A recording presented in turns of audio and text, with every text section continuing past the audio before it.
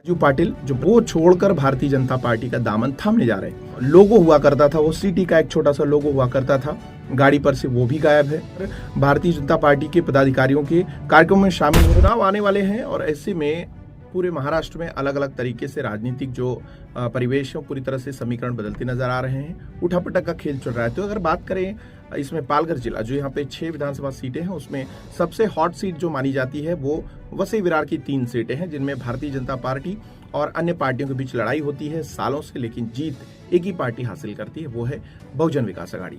बहुजन विकास अघाड़ी के 2 आधार स्तंभ हैं। इन 2 आधार स्तंभ में अप्पा और नाना, इनकी जोड़ी जो है वो बहुत पुरानी है और इन्होंने महानगर पालिका कॉरपोरेशन के इलेक्शंस और तमाम इलेक्शन जो है वो उन्होंने अपनी कौशल्य से उन्होंने जीते हैं और बहुत तेजी से उन्होंने वसई विरार को एक तरीके से राजनीतिक तरीके से उन्होंने बहुत तगड़ी पकड़ हासिल की। और इनके जो इसके जो सूत्र हैं या कहिए कि इनकी सफलता का जो आयाम है वो चूंकि इनके 3 विधायक हैं, इसलिए वहां पर हस्तक्षेप इनका सरकार में भी रहता है। ऐसा कहा जाता है कि देवेंद्र फडणवीस हो, एनसीपी के घराने हो या कांग्रेस के घराने हो, इनके संबंध तब भी अच्छे थे, आज भी अच्छे हैं। हम ये बात आखिर क्यों कर रहे हैं? क्योंकि अब जो है वसई विरार में कुछ ऐसा है जो बदलाव की नजर से देखा जा रहा है। जनता भी कयास लगा रही कि क्या कुछ होने वाला है, क्योंकि इन दिनों राजू पाटिल जो अप्पा नाना की जोड़ी है वो टूटने वाली इस तरह की खबरें हैं। बेशक इन खबरों में जब धुआं तभी निकलता है जब चिंगारी निकलती है कहीं से, और यह चिंगारी जो है वो निकल चुकी है। भारतीय जनता पार्टी में अप्पा को छोड़कर राजू पाटिल जो प्रथम मेयर रहे हैं वसई विरार शहर महानगर पालिका क्षेत्र के, शहर के प्रथम नागरिक, वो छोड़कर भारतीय जनता पार्टी का दामन थामने जा रहे हैं। 2019 में भी ये कयास लगाए जा रहे थे, लेकिन पिछले 5 सालों में ऐसा कुछ देखने को नहीं मिला और एक बार फिर से ये कयास लगाए जा रहे हैं कि आने वाले 13 तारीख तक भारतीय जनता पार्टी में राजू पाटिल जो नाना कहे जाते हैं वो शामिल होने वाले हैं।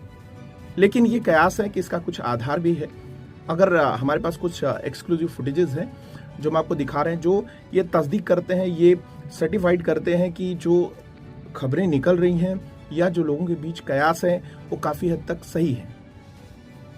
इसके लिए हम देखेंगे आगे ये तस्वीरें हैं। भारतीय जनता पार्टी अब इसमें नवरात्रि चल रही है और इस नवरात्रि के दिनों में अक्सर जो राजनीतिक पार्टी के लोग हैं अपने अपने चाहने वाले, अपने अपने कार्यकर्ताओं, अपने अपने पदाधिकारियों, अपने अपने फैमिलीज में विजिट करते हैं। वैसे ही आज राजू पाटिल नाना आज अन्य पंडालों में अपने पूरे कार्यकर्ताओं के साथ, आप देखिए वीडियोस हैं और फोटोज हैं जिसमें आप चेंजेस देखेंगे। प्रथम तो ये कि नाना यानी राजू पाटिल आज पीला उन्होंने वस्त्र धारण नहीं किया है जो अक्सर धारण करते देखे जाते हैं।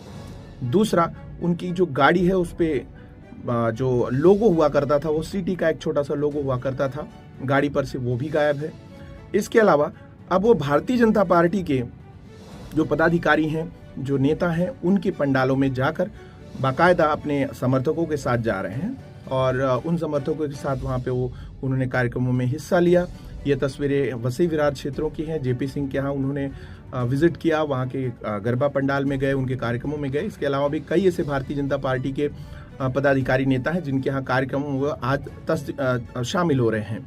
यानी इस तरीके का जो आपने वीडियो है वो पहले कभी देखा नहीं होगा कि भारतीय जनता पार्टी के जो पदाधिकारी, जो नेता हैं, उनके कार्यक्रम में एक्सक्लूसिव तरीके से वो जा रहे हो और बहुजन विकास अघाड़ी के कार्यक्रमों में वो नहीं जा रहे हों, ऐसा आपने पहले कभी देखा नहीं होगा। लेकिन आज ये देखा जा रहा है कि वो ज्यादातर भारतीय जनता पार्टी के पदाधिकारियों के कार्यक्रमों में शामिल हो रहे हैं, उनका वहां सम्मान हो रहा है। उनके साथ उनके जो कट्टर समर्थक हैं, जो कि बड़े लार्जर स्केल पे उनके समर्थक हैं, यहाँ के व्यापारी, खासकर जो इमारत निर्माण करते हैं, बिल्डर्स की एक बड़ी कम्युनिटी उनके साथ रहती है, उनके साथ काफ़ी जनता का भी सपोर्ट है, तो जिसको लेकर बदलाव की उम्मीद की जा रही है। ये तो हो गई कुछ तस्वीरें, लेकिन एक चीज़ और इसमें जोड़ना चाहेंगे कि जो लोग हितेंद्र ठाकुर को जानते हैं वो ये भी जानते हैं कि वो इतने सालों से इस राजनीति में किस तरीके से काबिज रहे।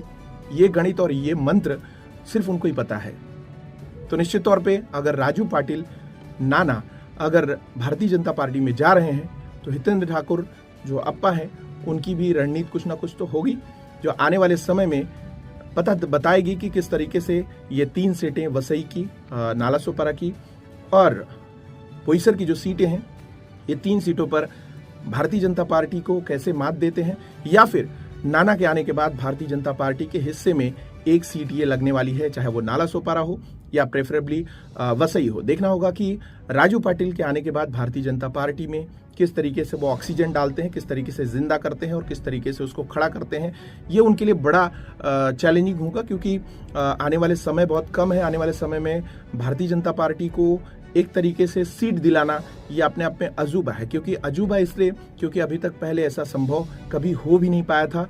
और जो वर्तमान राजनीति में सक्रिय नेता हैं, उनकी जो भी उनकी उपलब्धता हो या जो भी उनकी लोकप्रियता हो, लेकिन सीट लाने के लिए कॉन्फिडेंस वो नहीं ला पाते हैं। तो देखना होगा कि इस बार समीकरण कैसा होगा।